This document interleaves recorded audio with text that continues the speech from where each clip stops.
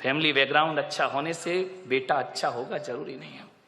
लेकिन मैं पुलक सागर आपको कहता हूं कि आपको यदि अपनी बेटी की शादी करना है, उसके हाथ पीले करना है, उसका रिश्ता लेकर के जाना है, तो ना घर देखना, ना परिवार देखना, ना आप ये देखना कितना कमाता है, आप तो ये देखना कि जिस लड़के से अपनी लड़की की शादी कर रही हूं उसके दोस्त कैसे हैं, उसके यार कैसे हैं, उसके मित्र कैसे हैं। अरे पिता जैसा है बेटा वैसे ही होगा कोई जरूरी नहीं है, माता जैसी है बेटा वैसे ही होगा कोई जरूरी नहीं है, ध्यान रखना। लेकिन ये बिल्कुल जरूरी है कि दोस्त जैसे होंगे लड़का वैसा।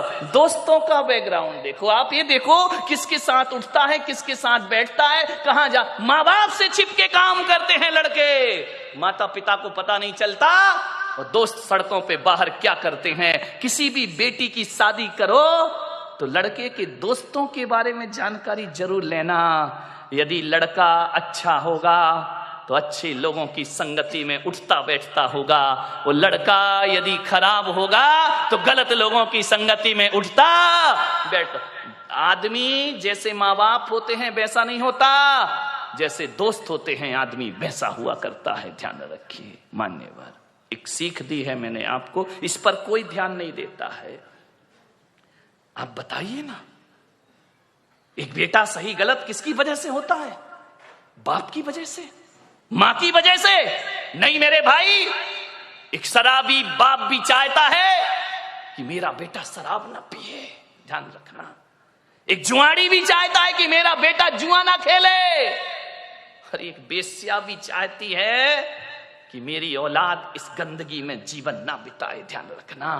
एक चोर ने भी ये सपना नहीं देखा होगा कि मेरा बेटा चोर बने।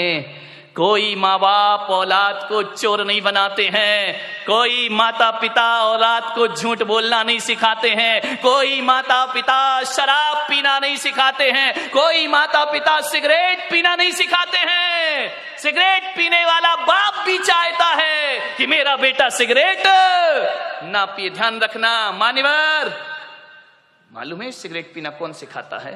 दोस्त सिखाते हैं। सबसे पहले शराब पीना रिश्तेदार या माँ बाप ने नहीं सिखाया, शराबी बाप भी नहीं सिखाता है कि बेटा तू पी ले, ध्यान रखना। लेकिन सबसे पहले शराब पीना कोई सिखाता है तो दोस्त सिखाया करते हैं।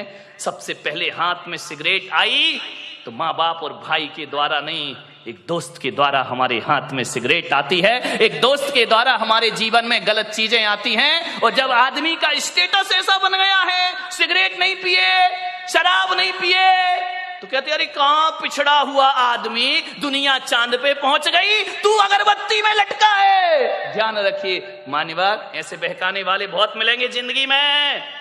मान्यवर, मैं तो कहता हूं यदि बिगाड़ने वाले दोस्तों से तो बिना दोस्त की जिंदगी गुजार लो, वो अच्छी हुआ करती है। लेकिन ऐसे दोस्तों की संगति ना करो जो हमारी जिंदगी को बर्बाद करके रख दिया करते हो। आप सोचिए, जीवन में संगति का बहुत असर पड़ता है। एक पानी की बूंद जो आकाश से गिरती है, और यदि वही पानी की बूंद किसी नीम के पेड़ में चली जाए तो उसका स्वाद कैसा हो जाता है मेरे भाई? बताइए, कड़वा हो जाता है। नीम जानते हो? नहीं जानते हैं तो बोलो ना जानते हैं, नहीं तो मैं समझदा तुम कुछ जानते ही नहीं हो।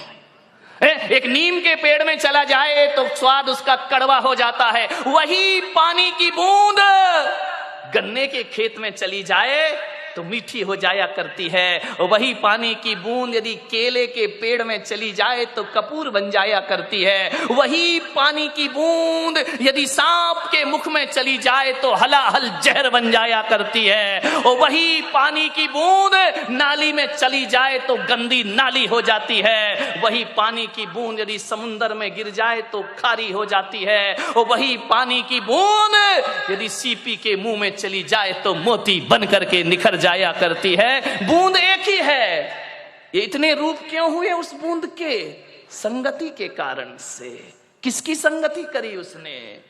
मोती बना सीप की संगति से और जहर बना सांप की संगति से। ध्यान